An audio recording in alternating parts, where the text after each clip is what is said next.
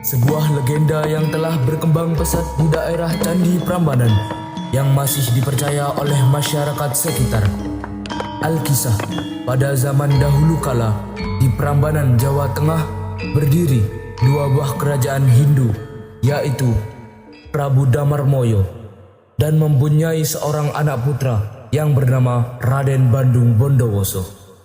Keraton Boko berada pada wilayah kekuasaan Kerajaan Pengging yang diperintah oleh raja yang tidak berwujud manusia, yaitu Raja Prabu Boko, yang memiliki seorang putri yang cantik jelita bernama Putri Roro Jonggrang.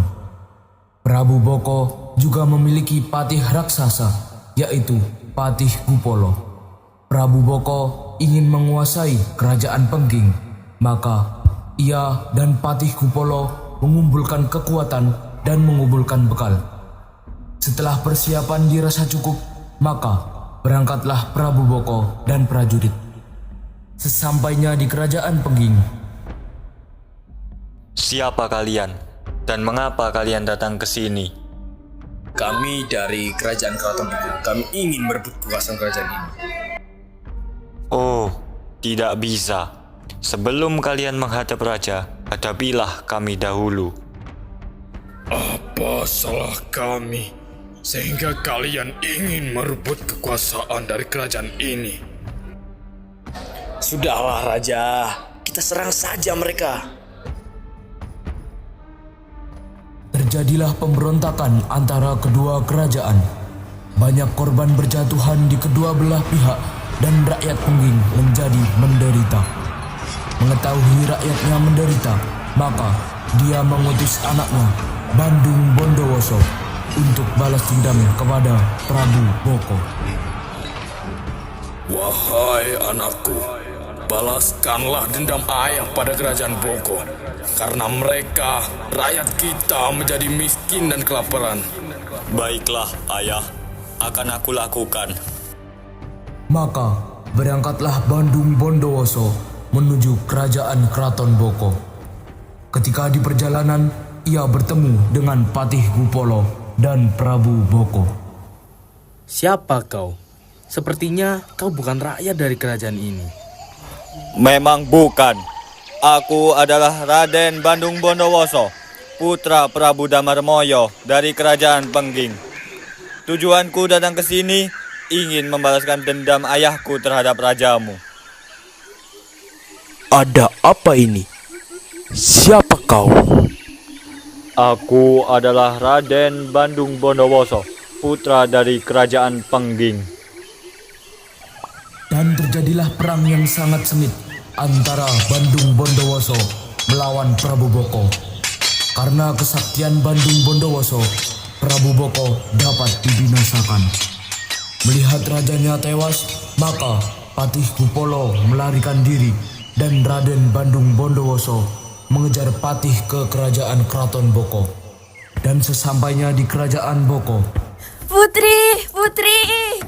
Ada apa, Dayang? Apa yang telah terjadi? Raja telah tewas, dibunuh oleh Bandung Bondowoso.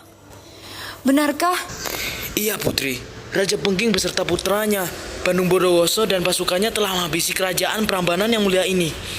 Lihat saja balasanku nanti. Aku tidak terima. di tengah-tengah percakapan antara Roro Jonggrang dan Dayang, tiba-tiba masuklah seorang pemuda bernama Bandung Bondowoso di Keraton Boko. Ketika sampai di Keraton Boko, maka terkejutlah ia melihat putri yang cantik jelita. Wahai putri yang cantik, siapa namamu? Aku adalah Putri Roro Jonggrang. Siapa kau? Aku adalah Raden Bandung Bondowoso, putra dari Kerajaan Pengging. Putri, bukankah dia orang yang telah membunuh ayahmu? Benarkah? Kau sungguh kejam. Hahaha. Sekarang kerajaan ini telah menjadi milikku. Namun, untuk memerintah kerajaan ini, aku butuh permaisuri untuk menemaniku. Dan kau ternyata sangat cantik. Kau pantas untuk menjadi permaisuriku. Maukah kau menjadi permaisuriku, wahai putri? Tanpa berkata-kata, Roro Jonggrang langsung meninggalkan Bandung Bondowoso karena kekesalannya terhadap Bandung Bondowoso yang telah membunuh ayahnya. Semakin lama Bondowoso tinggal di kerajaan Prambanan. Ia semakin terpesona dengan kecantikan Roro Jonggrang. Tapi di sisi lain, Roro Jonggrang masih terpukul akan peperangan yang membuat ayahnya meninggal karena terbunuh. Tuan Putri, apakah Tuan Putri masih bersedih? Tentu, Dayang. Aku benci sekali dengan Bondowoso yang telah membunuh ayahku. Apakah Tuan Putri ingin teh hangat? Mungkin dapat sedikit menenangkan Tuan Putri.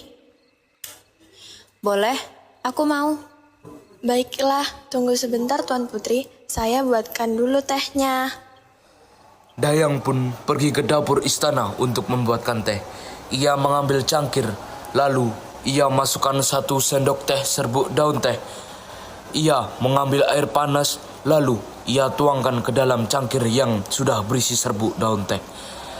Saat mengaduk teh, Bandung Bondowoso datang menghampiri Roro Jonggrang. Wahai Roro Jonggrang, mengapa kau hanya sendiri? Di mana dayangmu itu? Dia sedang membuatkan teh untukku. Tuan Putri, kutanya sekali lagi, maukah kau menjadi permaisuriku?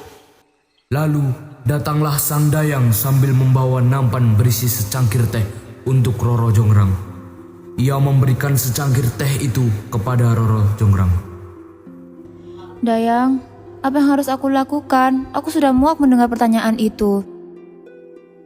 Tuan Putri, kalau boleh saya beri saran, sebaiknya Tuan Putri memberi syarat yang mustahil ia penuhi.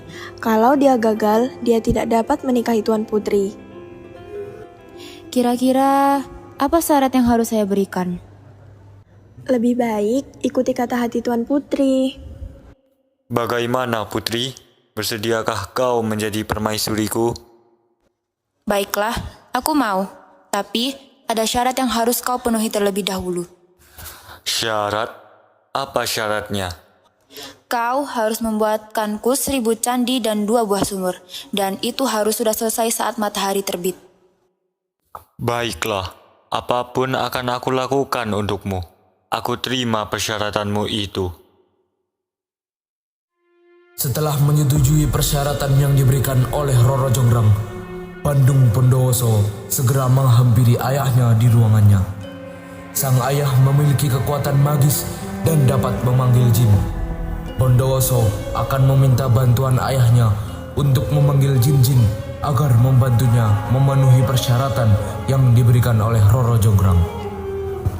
Wahai Gusti, bolehkah saya meminta bantuanmu? Bantuan apa, anakku? Bisakah Gusti memanggilkan beberapa jin untukku? Untuk apa jin-jin itu? Untuk membantuku membangun 1000 candi dan 2 buah sumur. Aku harus memenuhi persyaratan itu untuk dapat menikahi Roro Jonggrang. Baiklah, akan kupanggilkan untukmu, anakku. Raja Pengging pun melakukan beberapa ritual dan mengucapkan beberapa patah kata untuk memanggil jin-jin. Ada apa kau memanggilku? Bisakah kau membantuku? Kau beri 1 permintaan untukmu. Tolong buatkan 1000 candi dan 2 buah sumur dalam waktu semalam, dan harus sudah selesai saat terbitnya matahari. Wani Piro. Aku serius dengan permintaanku, Jin. Baiklah, akan kulaksanakan. Jin itu pun memanggil beberapa temannya lagi untuk membantunya membangun 1000 candi dan 2 buah sumur. Jin-jin itu melakukan pekerjaan dengan sangat cepat. Hingga tengah malam sudah setengah jumlah candi yang sudah selesai. Dayang yang mengetahui pembuatan candi hampir selesai segera melapor kepada Roro Jonggrang. Tuan Putri, pembuatan 1000 candi sudah hampir selesai. Apa? Aku harus mencegahnya untuk berhasil menyelesaikannya. Tenang Tuan Putri, pasti ada jalan keluarnya. Baiklah Dayang, Sekarang bangunkan dayang-dayang yang lain sebelum fajar, dan suruh mereka membayar jerami dan menumbuk padi di lesung, serta taburkan bunga-bunga yang harum baunya. Baik Tuan Putri, akan saya laksanakan. Dayang pun membangunkan dayang-dayang yang lain dan menyuruh mereka membakar jerami dan menumbuk padi di lesung, serta menaburkan bunga-bunga yang harum baunya, seperti diperintahkan Roro Jonggrang.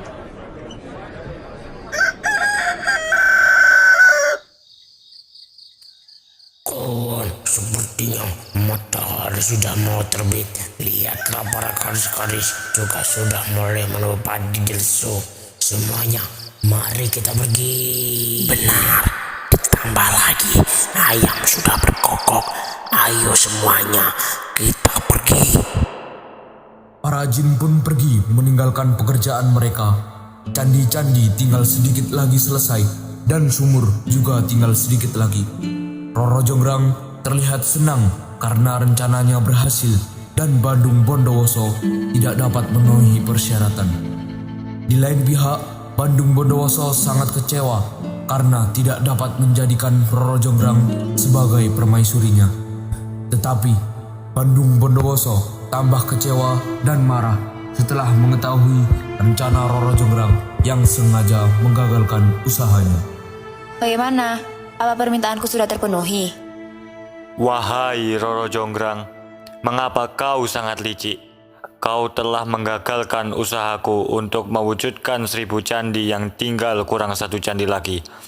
Karena kelicikanmu dan dayang-dayangmu, jadilah kau sebagai arca dalam candi yang ke-1000, dan dayang-dayangmu tidak akan menikah hingga mereka tua. Akhirnya, Roro Jonggrang pun mencandi area menggenapi candi yang ke-1000 atas akibat janji yang diucapkan dan kelicikan yang dilakukan Roro Jonggrang.